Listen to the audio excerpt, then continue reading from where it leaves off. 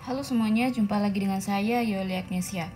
Kali ini kita akan lanjutkan pembahasan soal TIU CPNS part ke-11 ya.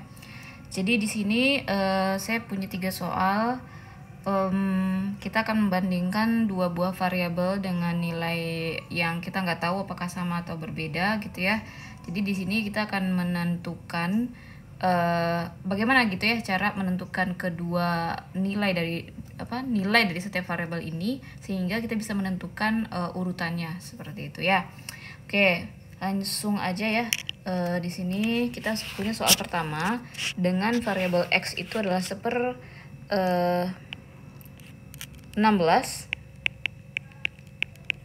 dan y itu adalah 16%. Nah, yang ingin kita tentukan itu adalah hubungan antara x dengan y. Jadi hubungannya itu apakah dia nilainya sama, apakah lebih besar, apakah lebih kecil, atau bagaimana, atau kita nggak bisa menentukan gitu ya. Nah, caranya bagaimana? Ya, mungkin kita salah satu caranya adalah membuat kedua bentuk dari variabel ini ke dalam bentuk yang sama. Nah, salah satunya seperti ini. Misalnya ini kan si x ini dalam bentuk pecahan ya, pecahan. Nah, sedangkan si y ini dalam bentuk persen. Nah, maka kita bisa ubah ke salah satu gitu. Nah, di sini saya akan ubah sama-sama ke dalam bentuk pecahan ya. Jadi yang si y ya, y ini akan bisa menjadi 16/100 ya dalam bentuk pecahan. Nah, sekarang keduanya sudah dalam bentuk pecahan. Nah, bagaimana cara menentukan siapa yang lebih besar dari, atau bagaimana cara menentukan dia hubungannya? Nah, kalau kalian punya dua buah bentuk pecahan, caranya itu adalah kita kita buatkan seperti ini aja. 1/16 itu adalah bagiannya si x, kemudian kita punya 16/100 itu adalah y. Nah, kemudian kita kalikan ya. Siapa yang kita kalikan? Kita kalikan yang si penyebutnya si y, kita kalikan silang gitu ya. 100 ini kita kalikan ke si pembilangnya si x. Sebaliknya si penyebutnya si x kita kalikan ke si pembilangnya si y. Nah, apa yang kita peroleh? Kita peroleh di sini 100, yang di sebelah sininya adalah 16 kali 16 256. Nah, sedangkan untuk kedua penyebutnya ini ya, ini sebenarnya kita abaikan aja, nggak masalah gitu ya. Jadi diabaikan aja ya, diabaikan. Nah, jadi kita hanya perlu hasil dari perkalian silang tadi. Nah, jadi yang si x itu bukan berarti x-nya adalah 100 atau y-nya adalah 256, bukan ya. Jadi kalau kita mau mencari x-nya itu berapa ya, sebenarnya ya kita bisa kalikan si penyebut dengan penyebut keduanya itu kita kalikan. Jadi ini 1600, ini juga 1600. Nah, sebenarnya si x itu kalau misalnya pembilangnya 100, maka penyebutnya itu harus 1600 supaya 100/1600 itu senilai dengan 1/6. Nah, tapi ya ini juga untuk si y. Tapi kalau kita cuman membandingkan, kita nggak peduli gitu penyebutnya berapa. Kenapa? Karena ketika kita membandingkan kedua buah pecahan yang penyebutnya sama gitu ya, kita kita hanya mempedulikan pembilangnya saja. Nah, sekarang coba perhatikan. 100 dengan 256 itu hubungannya apa? Nah, 100 itu ada angkanya lebih kecil atau nilainya lebih kecil dibanding 256. Sehingga kita punya hubungan di sini x itu lebih kecil dari y. Seperti itu. Jadi jawabannya adalah B. Gitu ya. Oke, kita lanjutkan. Kita geser-geser dulu. Ya.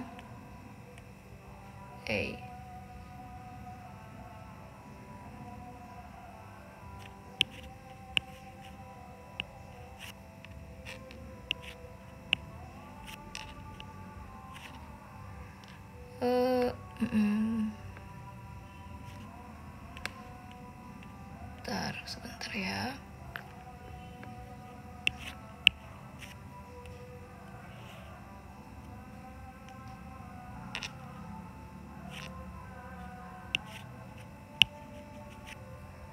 Oke, kita lanjut di sini untuk soal nomor 2 ya.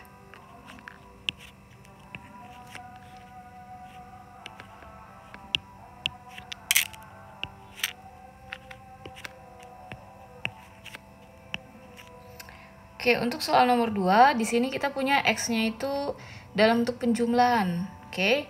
Sedangkan si Y-nya itu di sini langsung dia kasih Y adalah 12 gitu.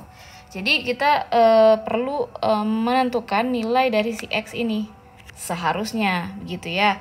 Nah, namun karena si X ini dalam bentuk desimal yang ya cukup panjang gitu ya, angka di belakang si komanya jadi kita di sini gimana cara cepatnya gitulah intinya ya. Nah, cara cepatnya itu karena Y di sini 12, kita udah tahu nih bilangan bulat dia gitu. Y sama dengan 12. Nah, kita hanya perlu menentukan si X itu bulat terbesarnya berapa gitu. Nah, yang perlu kita perhatikan itu adalah bilangan bulatnya tanpa koma-komanya. Nah, di sini bilangan bulatnya itu adalah 0 gitu ya, kemudian 6, kemudian 5. Nah, berarti kita jumlahkan aja yang bilangan bulat ini. Berapa? 11. Gitu kan ya. Nah, untuk komanya gimana? Nah, sekarang coba perhatikan. Yang perlu kita perhatikan itu adalah jumlah koma yang terbesar. Maksudnya gini, ini kan 3 angka di belakang koma. Ini 3 juga. Ini ada sebanyak 6 ya. Kita hanya perlu perhatikan 3 angka di belakang koma. Nah, perhatikan di sini 3 angka belakang komanya, tapi yang paling kanan gitu. Yaitu ini 8, 7, kemudian 8. Nah, ini kan kalau dijumlahkan ya 2,4 gitu lah ya, atau 2,3 gitu. Nah, berarti nanti kita akan nambah ke sini 2. Kan gitu. Nah, kalau nambah ke bilangan yang keduanya gitu ya, 2 angka belakang koma. Jadi 2 ditambah 1 ditambah 2 ditambah 6. Nah, ini kan 11 gitu ya, atau 1,1 gitu. Nah, nanti kita taruh lagi ke sini 1. Jadi ujung-ujungnya ya, satu angka belakang koma, 1 tambah 2, 3 tambah 0, 3 tambah 1, 4. Jadi kita punya 11,4. Nah, yang belakang-belakangnya gimana ya? Kita nggak peduliin gitu ya. Ya, yang jelas di sini angka terbesarnya ini adalah 11,4. Bukan terbesar ya, maksudnya satu angka di belakang komanya yang angka terbesarnya itu ya pasti 4 gitu. Nggak mungkin lebih dari 4. Oke, jadi ketika kita punya Y sama dengan 12 dan si X-nya sama dengan 11,4, dengan demikian kita tahu nih hubungannya di sini adalah X itu kurang dari Y. Jadi jawabannya B. Atau gini ya, kalau misalnya susah gitu cara yang tadi itu, gampangnya seperti inilah. X itu kan kita punya tadi, kita mau cari X nih ceritanya kan. Tetap kita perhatikan 3 angka yang paling besar, 0,168. Nah, kita cari cara bersusun ke bawah ya, 6,027. Kemudian yang 5,218 ya. Jadi kita cari cara bersusun ke bawah aja. Nah, 8 tambah 7 tambah 8. Nah, ini kan kalau 8 semua angkanya berarti kan 8 kali 3 gitu kan ya. 24 gitu. Nah, karena di sini kurang si 7 ini kurang 1 ya, 24 dikurang 1 itu 23. Nah, 2 tambah 6 8 ditambah si 2 10 ditambah 1 11. 1 tambah 1 2 ditambah 0 2 ditambah 2 4. Nah, kemudian 0 tambah 6 6 tambah 5 11. Nah, gitu. Jadi yang kita lihat itu sebenarnya kita itu hanya perlu di sini karena dia bilangan bulat, kita hanya peduliin ini nih sebenarnya. Nah, kenapa kita perlu menjumlahkan 3 angka di belakang koma ini? Karena kita takut bentuknya nanti gitu ya, penjumlahan 3 angka di belakang koma ini membuat 4 ini ternyata nanti bisa jadi 10 gitu. Kalau 10 kan kita harus tambah 1 ke sini nanti kan, sehingga 12. Nah, ternyata gitu ya, penjumlahan beberapa angka di belakang komanya itu maksimumnya itu hanya 4 ya. Jadi kita nggak peduliin berapapun setelah si 4 ini. Seperti itu kurang lebih. Oke, next soal terakhir. Ya, di sini kita punya, nah ini beda lagi ya. Kita punya X-nya itu 2 ditambah P per 4, kemudian Y-nya P per 4 kurang 2, dan P-nya adalah sepertiga. Nah, di sini dia tetap nih menanyakan hubungan X dengan Y. Namun si X itu bentuknya itu bentuknya dalam variabel gitu. Nah, maka di sini kita harus menyelesaikan dulu bentuk si X dan si Y sehingga nanti kita dapat nih nilainya berapa gitu. Oke. Langkah pertama kita cari dulu si X, 2 ditambah P per 4. Nah, kita kan punya info si P gitu. Berarti si X itu adalah P-nya sepertiga per 4. Maka si X-nya adalah 2 ditambah. Nah, cara menyelesaikan pembagian bilangan pecahan itu gampang aja ya. Jadi kita anggap aja 4 ini adalah 4 per 1. Nah, sedemikian sehingga sepertiga dibagi berapa tadi? 4 per 1 kan gitu. Nah, ini bisa kita ganti menjadi sepertiga dikali. Nah, yang 4 per 1 kita ubah kita balikkan gitu ya. Itulah aturan pembagian pecahan ya. Nah, kemudian kita punya di sini sepertiga dikali seperempat ya, itu adalah 1/12. Nah, cara menyelesaikan penjumlahan dengan pecahan ya gampangnya itu ya ini adalah 1/12 gitu. Ya karena kita punya bulatnya 2, yang pecahannya 1/12, berarti 1/12. Atau kalau dalam bentuk pecahan biasa, ya ini kan pecahan campuran namanya ya. Nah kita tinggal kalikan aja 2 dikali 2 dikali 12, lalu kita tambahkan dengan 1. Jadi 24 kan ya, 2 kali 12 ditambah 1, 25. Maka pernya itu adalah si penyebut pecahannya gitu. Nah, gitu. Oke, next kita cari yang Y ya. Kita cari Y. Oke, Y-nya itu adalah P per 4 dikurang 2. Oke, berarti di sini P-nya berapa? 1/3 per 4 dikurang 2. Oke, sebenarnya tanpa dicari kita bisa harusnya ya menyelesaikannya. Nanti deh saya coba sampaikan dengan cara yang lain ya. Nah, kemudian ini sama dengan yang tadi ya, ini jadi 4 per 1 gitu, 1/3 dibagi 4 per 1 dikurang 2. Jadi 1/3 dikali 1/4 dikurang 2, 1/12 dikurang 2. Ya, ini nanti jadinya berapa? Nah, kalau kita mengurang pecahan biasa dengan bilangan bulat, kita ubah dulu si bilangan bulatnya itu ke pecahan biasa yang penyebutnya sama dengan pecahan biasa tersebut.